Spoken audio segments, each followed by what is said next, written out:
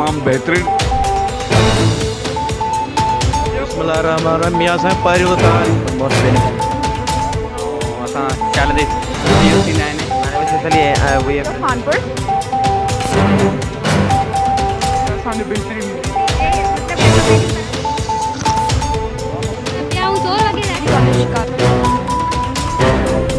मुझो नालो लीज़ा शाह है। मां मदे जी गवर्नमेंट गर्ल्स डिग्री कॉलेज मदे जी स्टूडेंट आहियां।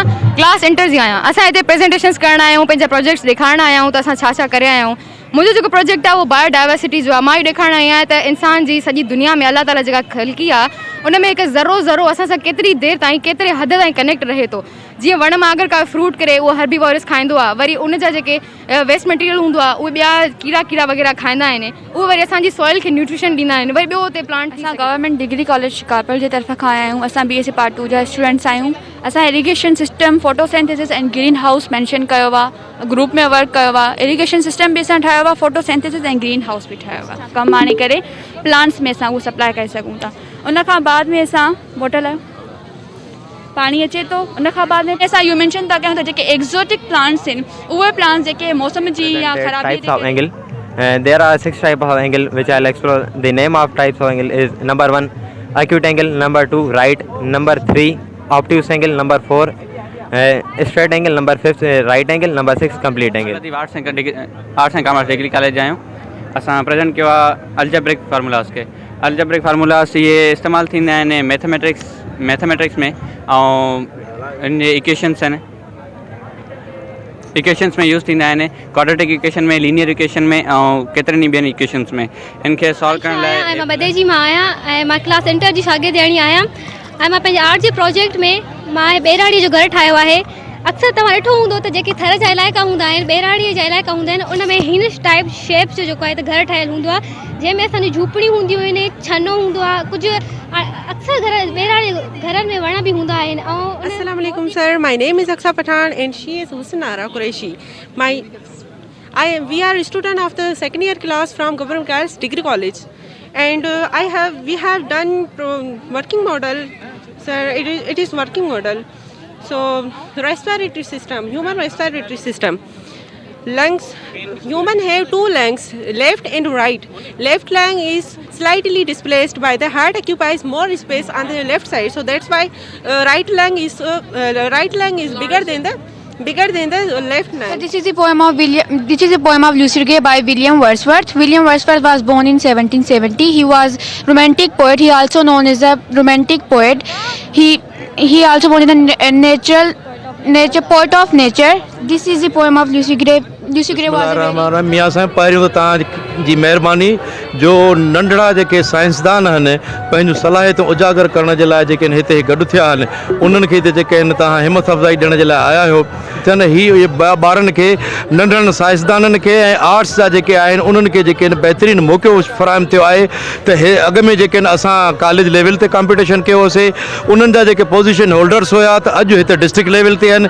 हितां जेके पोज़ीशन होल्डर थींदा मुख़्तलिफ़ कॉलेजनि जा बॉयज़ ऐं गर्ल्स उहे वरी डिवीज़न लेवल ते तमामु बहितरीनु प्रोग्राम इन करे बि थियणु घुरिजे त जेको असां क्लास लेवल में थ्योरी लेवल ते पढ़ायूं था पिया उनजो प्रैक्टिकल जेको आहे उहो असांजा ॿार करे ॾेखारनि था ऐं सॼी पब्लिक जे साम्हूं उहो ॿुधाइनि था त असां हिन फार्मूले तहत ही शयूं जेको आहे सो असां फैक्ट्रियुनि ताईं खणी वञी सघूं था, उन्हनि खे अॻिते हली वधाए सघूं था पिया। ॿारनि तमामु घणी महिनत कई आहे, असांजो उस्तादनि उन ते महिनत कई आहे। तमामु सुठो प्रोग्राम ऐं एस फॉर साइंस आहे, टी फॉर टेक्नोलॉजी आहे, ई फॉर इंजीनियरिंग आहे, ए फॉर आर्ट्स आहे, एम फॉर मैथमेटिक्स। इन्हनि सभिनी सब्जेक्ट्स जी कोलेब्रेशन में जेको असां ॿारनि खे पढ़ायूं था बुकनि में उहे असां हिते ॿारनि बाक़ाइदा प्रैक्टिकली उन्हनि जा मॉडल्स ठाहे करे उन्हनि खे डिफाइन कया आहिनि। असांजा हिन जा 4 फेज़िस आहिनि। 4 फेज़नि मां ही अॼु असां हिते बीठा आहियूं, असांजो सेकेंड फेज़ आहे। फतेहपुर में बीठा आहियूं। शिकारपुर जा 7 ई कॉलेजिस जेके असांजे शिकारपुर डिस्ट्रिक्ट में बॉयज़ एंड गर्ल्स उहे सभई आया आहिनि जेके पंहिंजा बेस्ट 8 प्रोजेक्ट शागिर्दनि तरफ़ां मुख़्तलिफ़ मॉडल्स या प्रोजेक्ट्स ठाहे जेको आहे हिते रखिया विया आहिनि।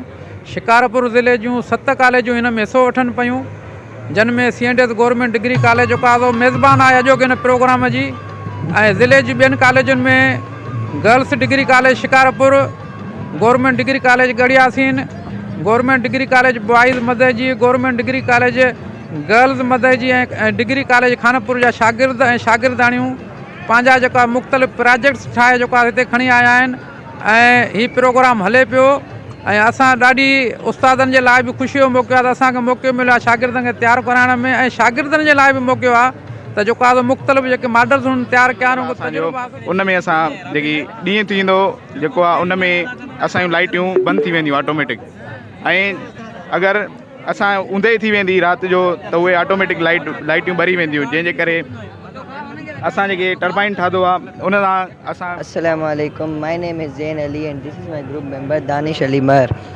Today we are here in CNS College. As we know that today is the exhibition day and we are here to represent our models. Basically our model is based on a factory. We have shown in this factory 3 types of pollution: water pollution, air pollution and land pollution. First of all, what is pollution? Pollution is the introduction of harmful material into the environment. These materials is called pollutants. Pollutants can be natural and they can also be created by human activities such as crust, dust and garbage. Automatic light system आहे हे असां wind plant जेको आहे 12 वाट बिजली पैदा करे output असांखे 220 ॾींदो हे असांजो सीपेक लॻल आहे इहो बि सेंसर ज़रिए ऑटोमेटिक डे ख़तमु त नाइट शुरू थींदी ऑन थी वेंदी लाइटिंग हे उन में आर्मी कंट्रोलमेंट आहे छावणी आहे असांजो गार्ड बीठो आहे जेका छावणी आहे असांजी कंट्रोलमेंट 15 पुलिस आहे ट्रैफिक आहे सीपेक आहे हे असांजो गवर्नमेंट डिग्री कॉलेज गढ़ी आहे ग्रुप जो लीडर आहे मुंहिंजो नालो एहसान अली आहे बाइकाश बकराणी हे मुंहिंजा मेंबर बि आहिनि असां पंहिंजो केमिस्ट्री प्रोजेक्ट ठातो आहे डिस्टिलेशन ऑफ वाटर जी डिस्टिलेशन ऑफ वाटर असां प्रोजेक्ट ठातो आहे it means purification of water माना असां इम्प्योर पाणी खे प्योर असां कीअं कयूं असांखे कुझु मरहलनि खां गुज़रणो पवंदो आहे त पीअण लाइ इस्तेमालु करण सां असांखे कुझु मिनरल्स हिन में इंक्लूड करणा पवंदा ऐं इन्हनि में वॾी कॉस्ट लॻंदो आहे ॿियो त हिन जो जेको pH आहे